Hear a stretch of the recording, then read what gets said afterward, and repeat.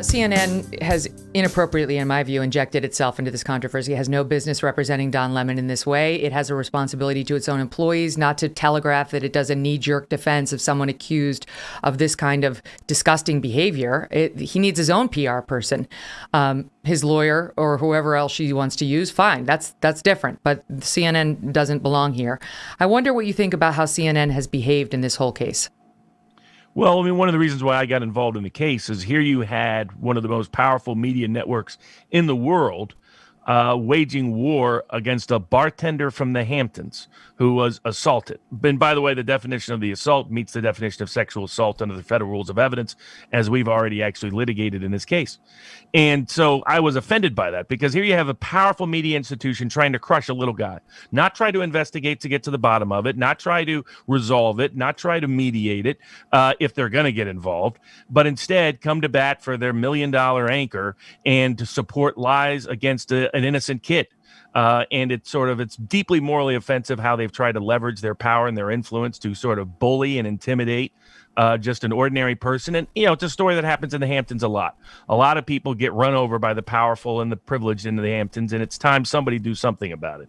What do you make of, I know you weren't his lawyer at the beginning of this case, but is it your understanding that Lemon's team offered $400,000 to settle this case? I can't speak to any settlements that might have confidentiality attached to them, and I was not part of it at the time. So I'm unaware of what settlements were or were not offered anyway, beyond what might be privileged or confidential. But I'll put this settlement out there to resolve the issue. Don Lemon's people say that this case is about money. Dustin has authorized me to offer a settlement that if he confesses and apologizes, we'll dismiss the case entirely with prejudice without a penny, nickel, dime, or dollar being paid. So if they're serious about rectifying and remedying this, they can take action. This case isn't about money. It's about justice. How about the polygraph? Dustin says he took one that he passed. Have you seen that? I have not personally seen it, but I'm aware from prior counsel that that's the case. Okay. And what about, why did you took this case, you represented him, you're a legit lawyer. You've taken on very big cases. And often in a case like this, sadly, a guy like Dustin would wind up with sort of second-tier counsel. You're not.